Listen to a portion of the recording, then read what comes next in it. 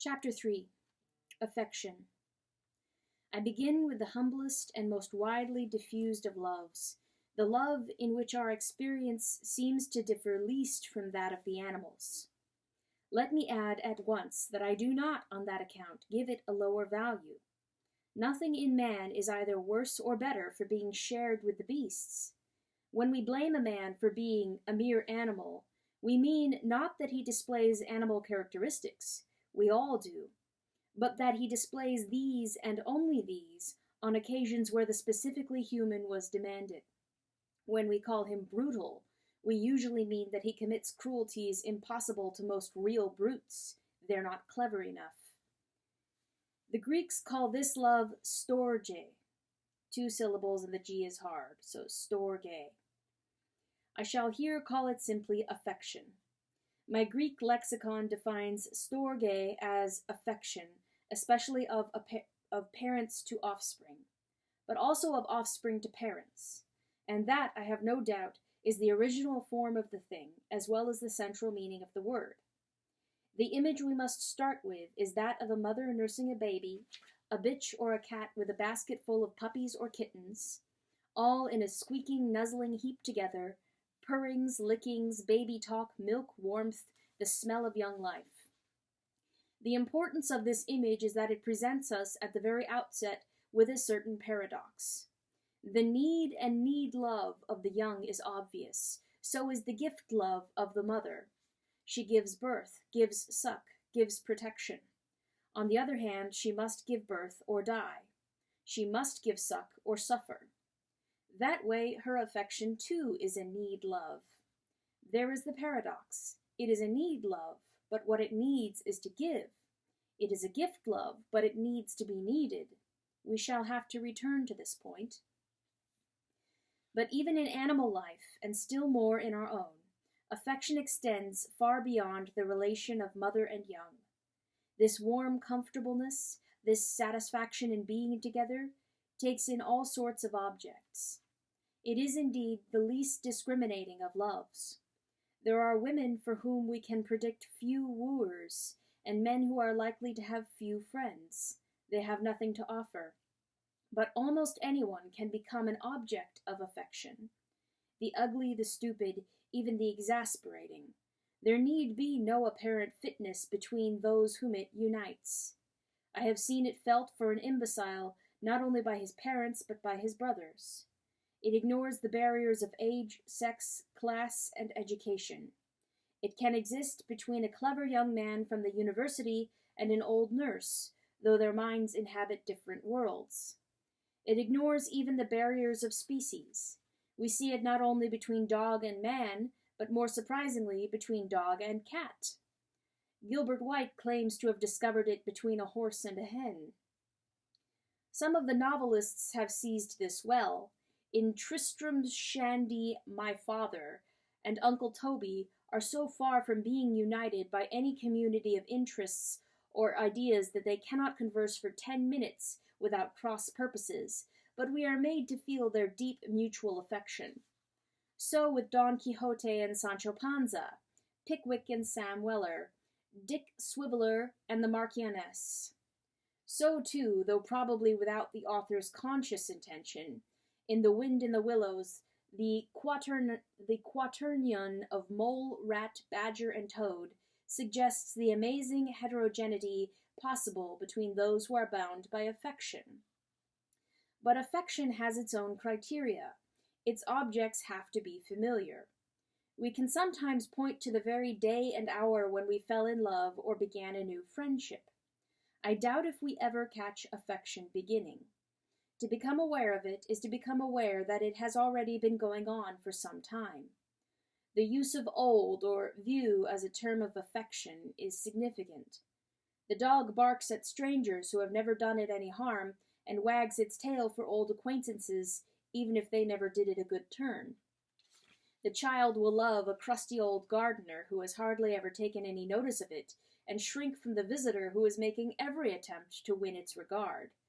But it must be an old gardener, one who has always been there, the short but seemingly immemorial always of childhood.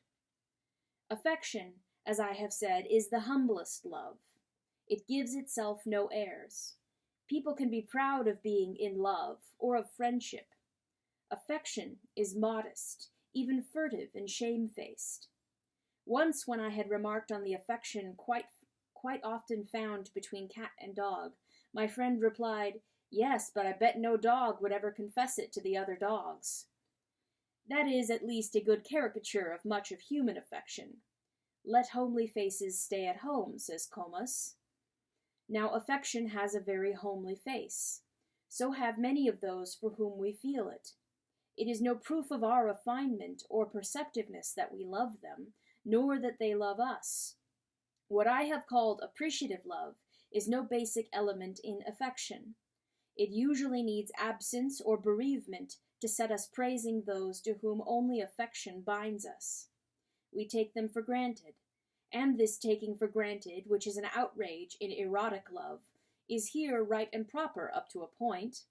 It fits the comfortable, quiet nature of the feeling. Affection would not be affection if it was loudly and frequently expressed. To produce it in public is like getting your household furniture out for a move.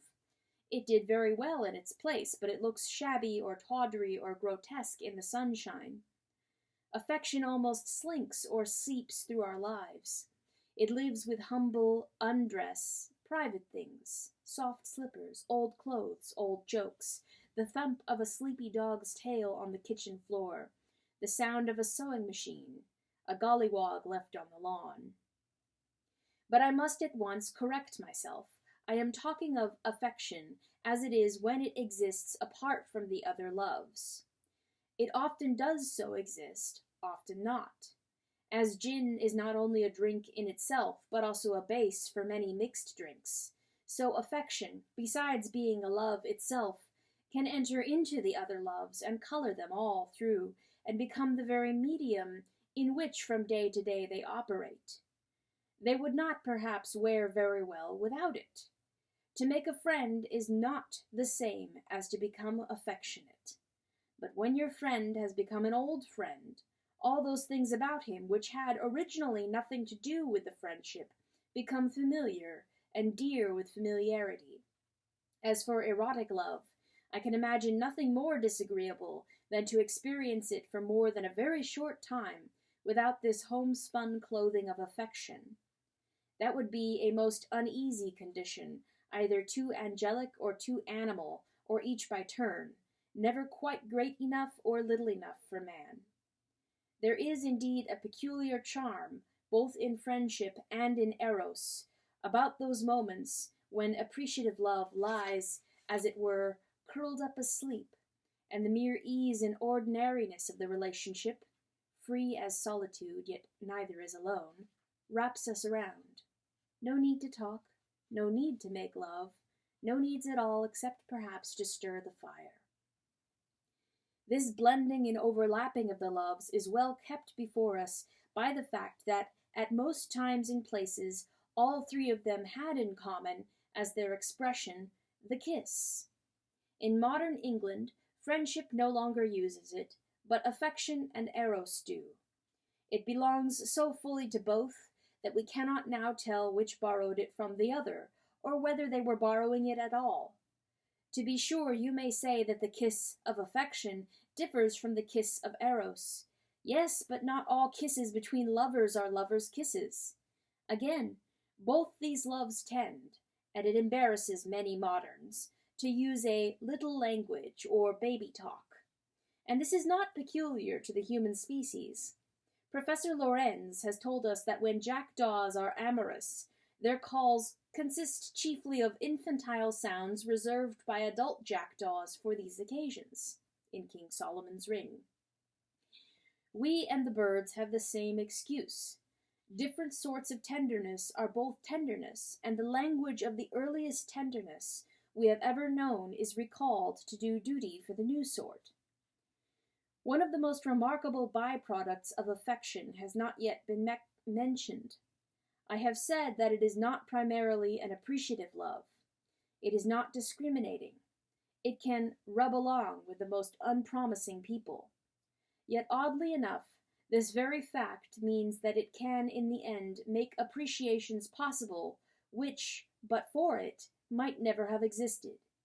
We may say, and not quite untruly, that we have chosen our friends and the woman we love for their various excellences, for beauty, frankness, goodness of heart, wit, intelligence, or what not. But it had to be the particular kind of wit, the particular kind of beauty, the particular kind of goodness that we like, and that we have our personal taste in these matters. That is why friends and lovers feel that they were made for one another. The especial glory of affection is that it can unite those who most emphatically, even comically, are not. People who, if they had not found themselves put down by fate in the same household or community, would have had nothing to do with each other. If affection grows out of this, of course it often does not, their eyes begin to open. Growing fond of old so-and-so, at first simply because he happens to be there, I presently begin to see that there is something in him after all. The moment when one first says, really meaning it, that though he is not my sort of man, he is a very good man in his own way, is one of liberation. It does not feel like that. We may feel only tolerant and indulgent, but really we have crossed a frontier. That, in his own way, means that we are getting beyond our own idiosyncrasies, that we are learning to appreciate goodness or intelligence in themselves, not merely goodness or intelligence flavored and served to suit our own palate. Dogs and cats should always be brought up together, said someone. It broadens their minds so.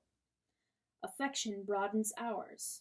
Of all natural loves, it is the most catholic, the least finical, the broadest. The people with whom you are thrown together in the family, the college, the mess, the ship, the religious house, are from this point of view a wider circle than the friends, however numerous, whom you have made for yourself in the outer world. By having a great many friends, I do not prove that I have a wide appreciation of human excellence. You might as well say I prove the width of my literary taste by being able to enjoy all the books in my own study. The answer is the same in both cases. You chose those books. You chose those friends. Of course they suit you. The truly wide taste in reading is that which enables a man to find something for his needs on the sixpenny tray outside any second-hand bookshop. The truly wide taste in humanity will similarly find something to appreciate in the cross-section of humanity whom one has to meet every day. In my experience, it is affection that creates this taste, teaching us first to notice, then to endure, then to smile at, then to enjoy, and finally to appreciate the people who happen to be there. Made for us? Thank God, no. They are themselves odder than you could have believed, and worth far more than we guessed. And now we are drawing near the point of danger. Affection, I have said, gives itself no airs. Charity, said St. Paul, is not puffed up. Affection can love the unattractive. God and his saints love the unlovable. Affection does not expect too much, turns a blind eye to faults, revives easily after quarrels. Just so charity suffers long and is kind and forgives. Affection opens our eyes to goodness we could not have seen, or should not have appreciated without it. So does humble sanctity. If we dwelled exclusively on these resemblances, we might be led on to believe that this affection is not simply one of the natural loves, but is love himself working in our human hearts and fulfilling the law. Were the Victorian novelists right after all? Is love of this sort really enough? Are the domestic affections, when in their best and fullest development, the same thing as the Christian life? The answer to all these questions, I submit, is certainly no. I do not mean simply that those novelists sometimes wrote as if they had never heard the text about hating wife and mother and one's life also. That, of course, is true. The rivalry between all natural loves and the love of God is something a Christian dare not forget. God is the great rival, the ultimate object of human jealousy. that beauty, terrible as the Gorgons, which may at any moment steal from me, or seems like stealing to me, my wife's or husband's or daughter's heart. The bitterness of some unbelief, though disguised even from those who feel it as an anti-clericalism or hatred of superstition, is really due to this. But I am not at present thinking of that rivalry. We shall have to face it at a later chapter. For the moment our business is more down to earth. How many of these happy homes really exist? Worse still, are the unhappy ones unhappy because affection is absent? I believe not. It can be present, causing the unhappiness. Nearly all the characteristics of this love are ambivalent. They may work for ill as well as for good. By itself, left simply to follow its own bent, it can darken and degrade human life. The debunkers and anti-sentimentalists have not said all the truth about it, but all they have said is true. Symptomatic of this, perhaps, is the odiousness of nearly all those treacly tunes and saccharine poems in which popular art expresses affection. They are odious because of their falsity. They represent as a ready-made recipe for bliss, and even for goodness, what is in fact only an opportunity. There is no hint that we shall have to do anything, only let affection pour over us like a warm shower bath, and all, it is implied, will be well. Affection, we have seen, includes both need love and gift love. I begin with the need, our craving for the affection of others. Now, there is a clear reason why this craving, of all love cravings, easily becomes the most unreasonable. I have said that almost anyone may be the object of affection. Yes, and almost everyone expects to be. The egregious Mr. Pontifex, in The Way of All Flesh, is outraged to discover that his son does not love him. It is unnatural for a boy not to love his own father. It never occurs to him to ask whether, since the first day the boy can remember, he has ever done or said anything that could excite love. Similarly, at the beginning of King Lear, the hero is shown as a very unlovable old man, devoured with a ravenous appetite for affection. I am driven to literary examples because you, the reader, and I do not live in the same neighborhood. If we did, there would unfortunately be no difficulty about replacing them with examples from real life. The thing happens every day, and we can see why. We all know that we must do something, if not to merit, at least to attract, erotic love or friendship. But affection is often assumed to be provided, ready-made by nature, built in, laid on the house. We have a right to expect it.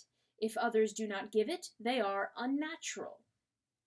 This assumption is no doubt the distortion of a truth. Much has been built in.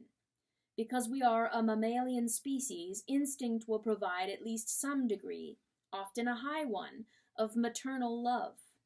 Because we are a social species, familiar association provides a milieu in which, if all goes well, affection will arise and grow strong without demanding any very shining qualities in its objects. If it is given us, it will not necessarily be given us on our merits. We may get it with very little trouble. From a dim perception of the truth, many are loved with affection far beyond their deserts, Mr. Pontifex draws the ludicrous conclusion, Therefore I, without desert,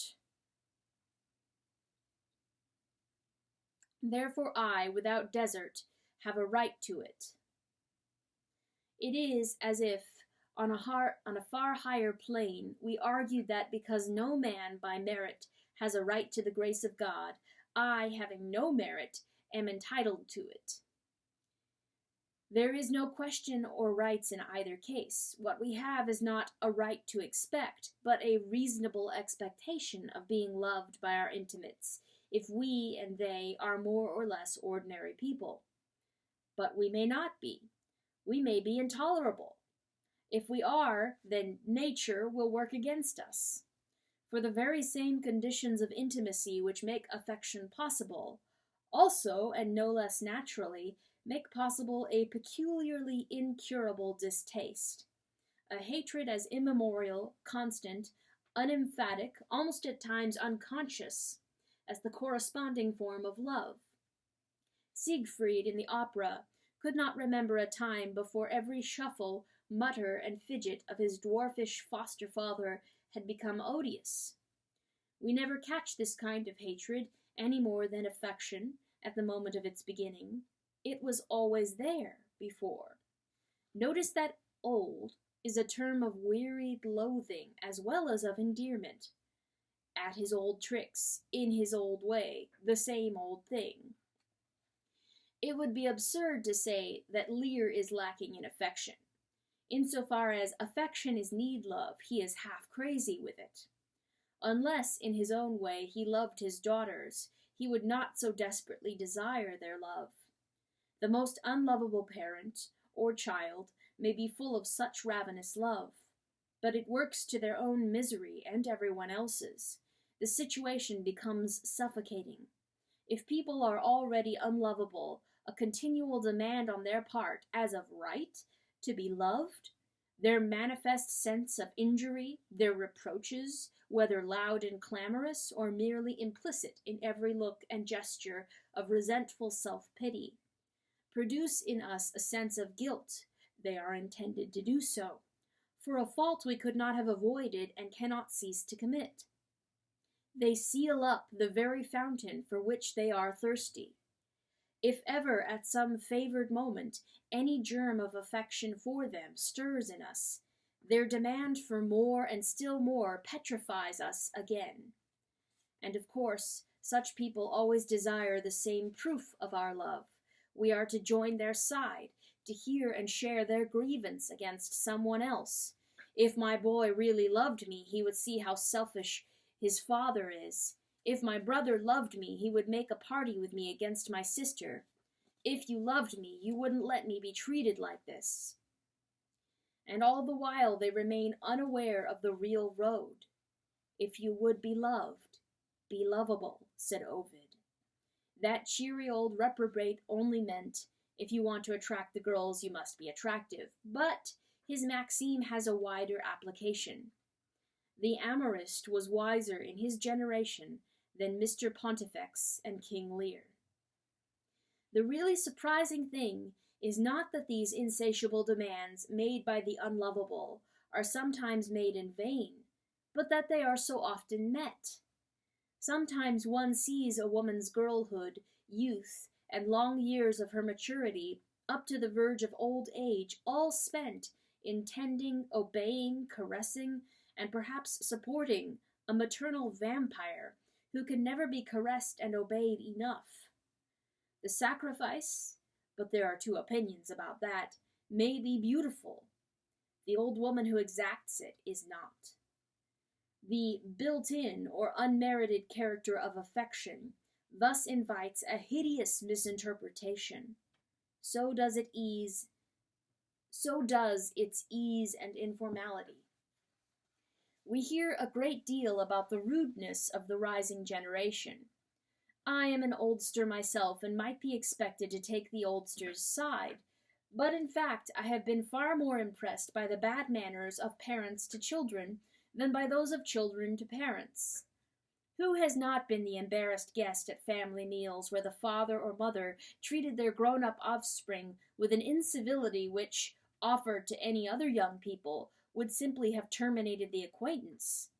Dogmatic assertions on matters which the children understand and their elders don't, ruthless interruptions, flat contradictions, ridicule of things the young take seriously, sometimes of their religion, insulting references to their friends, all provide an easy answer to the question, why are they always out? Why do they like every house better than their home? Who does not prefer civility to barbarism?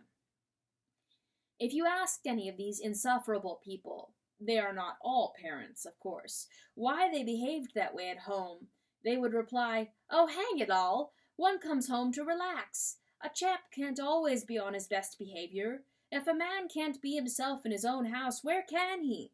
Of course we don't want company manners at home. We're a happy family. We can say anything to one another here. No one minds. We all understand. Once again, it is so nearly true, yet so fatally wrong. Affection is an affair of old clothes and ease, of the unguarded moment, of liberties which would be ill-bred if we took them with strangers. But old clothes are one thing. To wear the same shirt till it stank would be another. There are proper clothes for a garden party, but the clothes for home must be proper too, in their own different way. Similarly, there is a distinction between public and domestic courtesy. The root principle of both is the same, that no one give any kind of preference to himself. But the more public the occasion, the more our obedience to this principle has been taped or formalized. There are rules of good manners. The more intimate the occasion, the less formalization, but not therefore the less need of courtesy. On the contrary, affection at its best practices a courtesy which is incomparably more subtle, sensitive, and deep than the public kind. In public, a ritual would do. At home, you must have the reality which that ritual represented, or else the deafening triumphs of the greatest egoist present. You must really give no kind of preference to yourself. At a party, it is enough to conceal the preference. Hence the old proverb, "Come live with me and you'll know me." Hence a man's familiar manners first reveal the true value of his significantly odious phrase, company, or party manners. Those who leave their manners behind them when they come home from the dance or the sherry party have no real courtesy even there. They were merely aping those who had.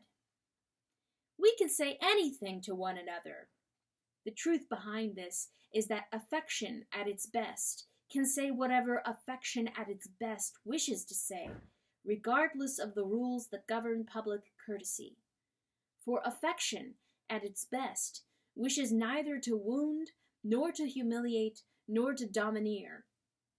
You may address the wife of your bosom as pig when she has inadvertently drunk your cocktail as well as her own.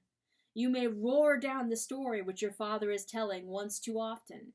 You may tease and hoax and banter. You can say, "Shut up, I want to read." You can do anything in the right tone and at the right moment. The tone and moment which are not intended to and will not hurt. The better the affection, the more unerringly it knows which these are. Every love has its art of love. But the domestic Rudesby means something quite different when he claims liberty to say anything, having a very imperfect sort of affection himself, or perhaps at that moment none. He arrogates to himself the beautiful liberties which only the fullest affection has a right or knows how to manage. He then uses them spitefully, in obedience to his resentments, or ruthlessly, in obedience to his egoism, or at best, stupidly, lacking the art. And all the time he may have a clear conscience. He knows that affection takes liberties. He is taking liberties. Therefore, he concludes, he is being affectionate. Resent anything, and he will say that the defect of love is on your side. He is hurt. He has been misunderstood. He then sometimes avenges himself by getting on his high horse and becoming elaborately polite. The implication is, of course, "Oh, so we are not to be intimate. We are to behave like mere acquaintances. I had hoped, but no matter, have it your own way." This illustrates prettily the difference between intimate and formal courtesy. Precisely what suits the one may be a breach of the other. To be free and easy when you are presented to some eminent stranger is bad manners. To practice formal and ceremonial courtesies at home, public faces in private places, is and is always intended to be bad manners. There is a delicious illustration of really good domestic manners in Tristram Shandy. At a singularly unsuitable moment, Uncle Toby has been holding forth on his favorite theme of fortification. My father, driven for once beyond endurance, violently interrupts. Then he sees his brother's face, the utterly unretaliating face of Toby, deeply wounded, not only by the slight to himself, he would never think of that, but by the slight to the noble art. My father at once repents. There is an apology, a total reconciliation. Uncle Toby, to show how complete is his forgiveness, to show that he is not on his dignity, resumes the lecture on fortification. But we have not yet touched on jealousy. I suppose no one now believes that jealousy is especially connected with erotic love. If anyone does, the behavior of children, employees, and domestic animals ought soon to undeceive him. Every kind of love, almost every kind of association, is liable to it. The jealousy of affection is closely connected with its reliance on what is old and familiar. So also with the total or relative unimportance for affection of what I call appreciative love. We don't want the old familiar faces to become brighter or more beautiful, the old ways to be changed, even for the better, the old jokes and interests to be replaced by exciting novelties. Change is a threat to affection. A brother and sister, or two brothers, for sex here is not at work, grow to a certain age, sharing everything. They have read the same comics, climbed the same trees, been pirates or spacemen together, taken up and abandoned stamp collecting at the same moment. And then a dreadful thing happens. One of them flashes ahead, discovers poetry or science or serious music, or perhaps undergoes a religious conversion. His life is flooded with the new interest. The other cannot share it. He is left behind. I doubt whether even the infidelity of a wife or husband raises a more miserable sense of desertion or a fiercer jealousy than this can sometimes do. It is not yet jealousy of the new friends whom the deserter will soon be making. That will come. At first it is jealousy of the thing itself, of this science, this music, of God, always called religion, or all this religion in such contexts. The jealousy will probably be expressed by ridicule. The new interest is all silly nonsense, contemptibly childish, or contemptibly grown-up. Or else the deserter is not really interested in it at all. He's showing off, swanking. It's all affectation. Presently the books will be hidden, the scientific specimens destroyed, the radio forcibly switched off the classical programs. For affection is the most instinctive, in that sense the most animal of the loves. Its jealousy is proportionately fierce. It snarls and bares its teeth like a dog whose food has been snatched away. And why would it not? Something or someone has snatched away from the child I am picturing his lifelong food, his second self. His world is in ruins. But it is not only children who react thus. Few things in the ordinary peacetime life of a civilized country are more nearly fiendish than the rancor with which a whole unbelieving family will turn on the one member of it who has become a Christian, or a whole lowbrow family on the one who shows signs of becoming an intellectual. This is not, as I once thought, simply the innate and, as it were, disinterested hatred of darkness for light. A church-going family in which one has gone atheist will not always behave any better. It is the reaction to a desertion, even to robbery. Someone or something has stolen our boy or girl. He who was one of us has become one of them. What right has anybody to do it? He is ours. But once change has thus begun, who knows where it will end? And we, all so happy and comfortable before, and doing no harm to no one. Sometimes a curious double jealousy is felt, or rather two inconsistent jealousies which chase each other round in the sufferer's mind. On the one hand, this is all nonsense, all bloody highbrow nonsense, all canting humbug. But on the other, supposing It can't be, it mustn't be, but just supposing there was something in it. Supposing there really were anything in literature or in Christianity, how if the deserter had really entered a new world which the rest of us never suspected? But if so, how unfair! Why him? Why was it never opened to us? A chit of a girl, a whippersnapper of a boy, being shown things that are hidden from their elders? And since that is clearly incredible and unendurable, jealousy returns to the hypothesis, all nonsense. Parents in this state are much more comfortably placed than brothers and sisters. Their past is unknown to their children. Whatever the deserter's new world is, they can always claim that they have been through it themselves and come out the other end. It's a phase, they say. It'll blow over. Nothing could be more satisfactory. It cannot be there and then refuted, for it is a statement about the future. It stings, yet, so indulgently said, it is hard to resent. Better still, the elders may really believe it. Best of all, it may finally turn out to have been true.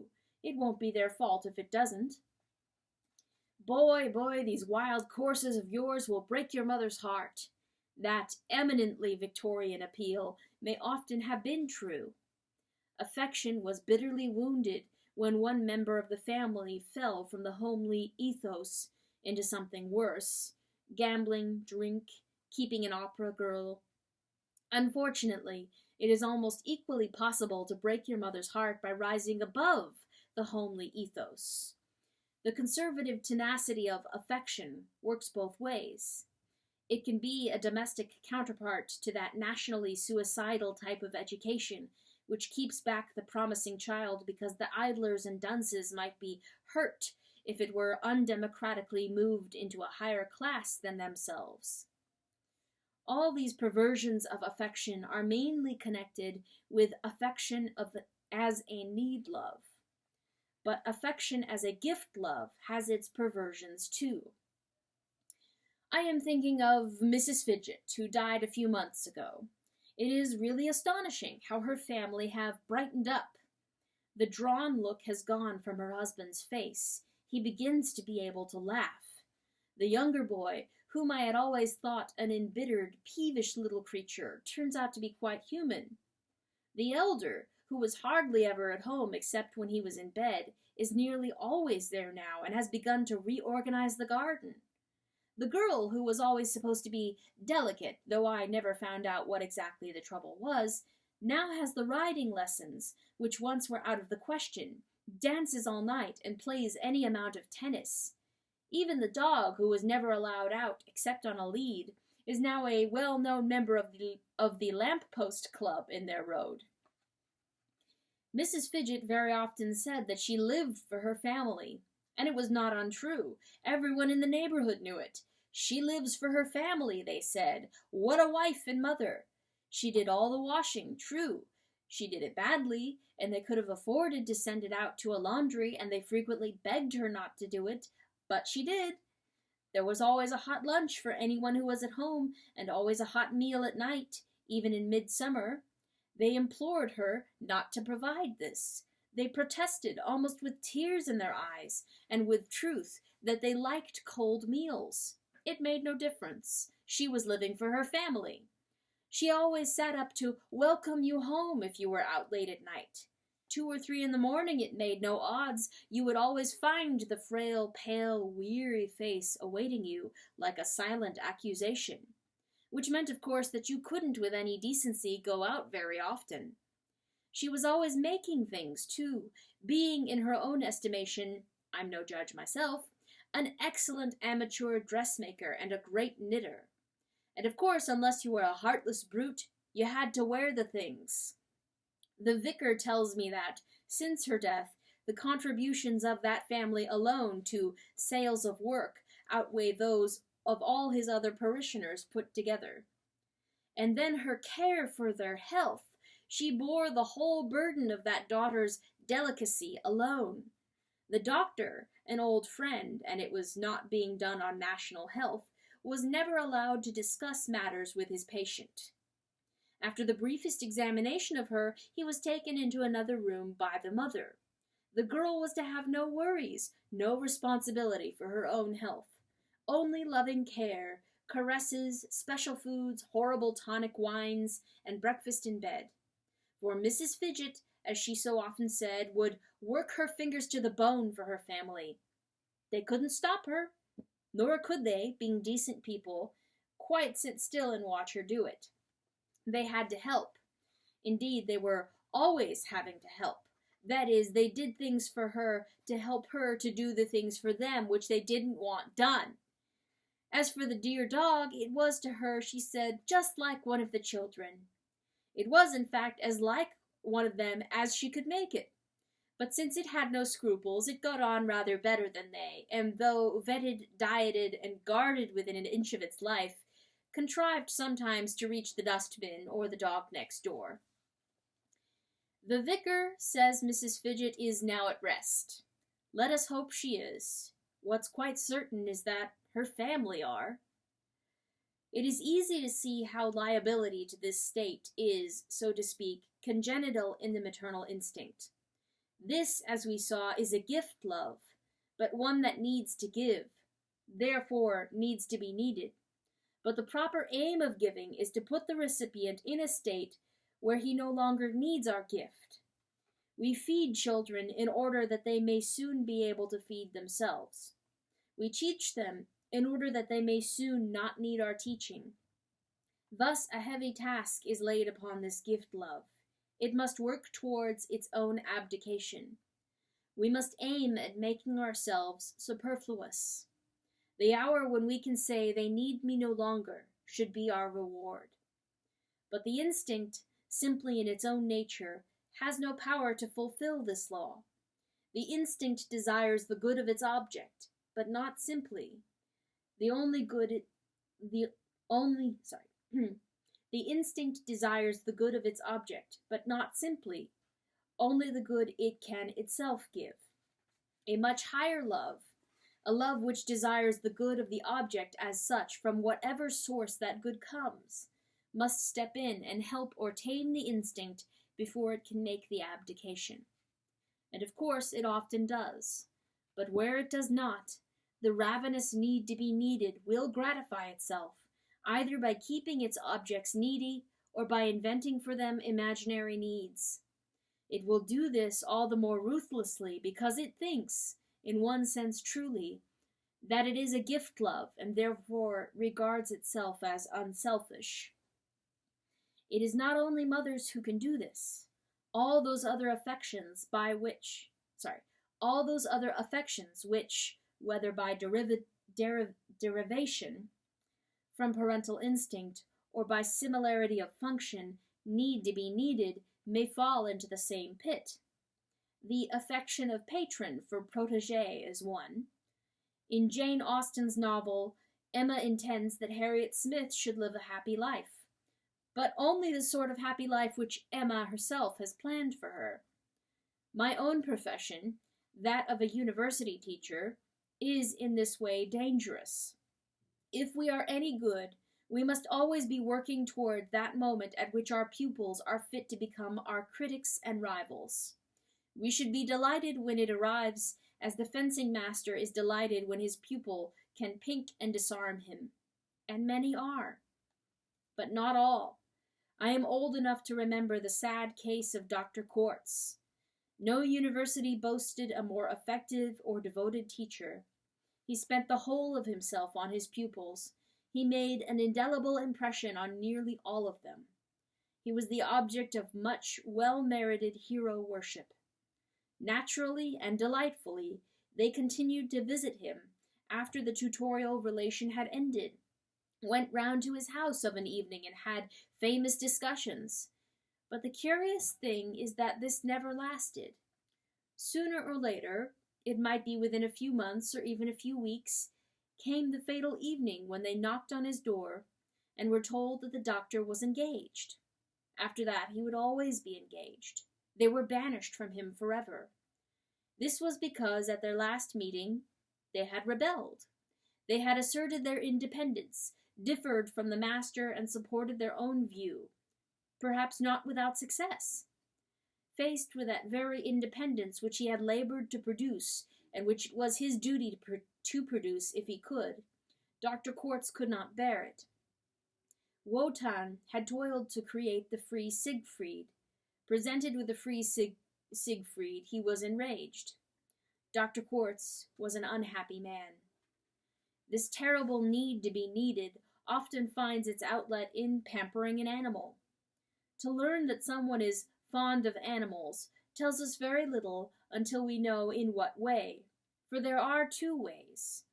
On the one hand, the higher and domesticated animal is, so to speak, a bridge between us and the rest of nature. We at all times feel somewhat painfully our human isolation from the subhuman world, the atrophy of instinct which our intelligence entails, our excessive self-consciousness, the innumerable complexities of our situation, our inability to live in the present. If only we could shuffle it all off. We must not, and incidentally we can't, become beasts, but we can be with a beast. It is personal enough to give the word with a real meaning, yet it remains very largely an unconscious little bundle of biological impulses. It has 3 legs in nature's world and 1 in ours. It is a link, an ambassador. Who would not wish, as Bosanquet put it, to have a representative at the court of Pan? Man with dog closes a gap in the universe. But of course, animals are often used in a worse fashion. If you need to be needed, and if your family, very properly, decline to need you, a pet is the obvious substitute. You can keep it all its life in need of you. You can keep it permanently infantile, reduce it to permanent invalidism, cut it off from all genuine animal well-being, and compensate for this by creating needs for countless little indulgences which only you can grant. The unfortunate creature thus becomes very useful to the rest of the household. It acts as a sump or drain. You are too busy spoiling a dog's life to spoil theirs. Dogs are better for this purpose than cats. A monkey, I am told, is best of all. Also, it is more like the real thing. To be sure, it's all very bad luck for the animal, but probably it cannot fully realize the wrong you have done it. Better still, you would never know if it did. The most downtrodden human, driven too far, may one day turn and blurt out a terrible truth. Animals can't speak. Those who say, "The more I see of men, the better I like dogs," those who find in animals a relief from the demands of human companionship, will be well advised to examine their real reasons. I hope I am not being misunderstood. If this chapter leads anyone to doubt that the lack of natural affection is an extreme depravity, I shall have failed. Nor do I question for a moment that affection is responsible for 9/10 of whatever solid and durable happiness there is in our natural lives. I shall therefore have some sympathy with those who comment on the last few pages, with those whose comment on the last few pages takes the form, of course, these things do happen. Selfish or neurotic people can twist anything, even love, into some sort of misery or exploitation. But why stress these marginal cases? A little common sense, a little give and take, prevents their occurrence among decent people. But I think this comment itself needs a commentary. Firstly, as to neurotic. I do not think we shall see things more clearly by classifying all these malefical states of affection as pathological. No doubt there are really pathological conditions which make the temptation to these states abnormally hard or even impossible to resist for particular people. Send those people to the doctor by all means, but I believe that everyone who is honest with himself will admit that he has felt these temptations. Their occurrence is not a disease, or if it is, the name of that disease is being a fallen man. In ordinary people, the yielding to them, and who does not sometimes yield, is not disease, but sin. Spiritual direction will here help us more than medical treatment. Medicine labors to restore natural structure or normal function. But greed, egoism, self-deception, and self-pity are not unnatural or abnormal in the same sense as astigmatism or a floating kidney. For who, in heaven's name, would describe as natural or normal the man from whom these failings were wholly absent? Natural, if you like, in quite a different sense. Arch-natural, unfallen. We have seen only one such man, and he was not at all like the psychologist's picture of the integrated, balanced, adjusted, happily married, employed, popular citizen. You can't really be very well adjusted to your world if it says you have a devil and ends by nailing you up naked to a stake of wood. But secondly, the comment in its own language admits the very thing I am trying to say. Affection produces happiness if, and only if, there is common sense and give and take and decency. In other words, only if something more and other than affection is added. The mere feeling is not enough. You need common sense, that is reason. You need give and take, that is, you need justice. Continually stimulating mere affection when it fades and restraining it when it forgets or would defy the art of love. You need decency. There is no disguising the fact that this means goodness, patience, self-denial, humility, and the continual intervention of a far higher sort of love than affection in itself can ever be. That is the whole point. If we try to live by affection alone, affection will go bad on us. How bad, I believe, we seldom recognize. Can Mrs. Fidget really have been quite unaware of the countless frustrations and miseries she inflicted on her family? It passes belief. She knew, of course she knew, that it spoiled your whole evening to know that when you came home you would find her uselessly, accusingly sitting up for you. She continued all these practices because if she had dropped them, she would have been faced with the fact she was determined not to see, would have known that she was not necessary. That is the first motive.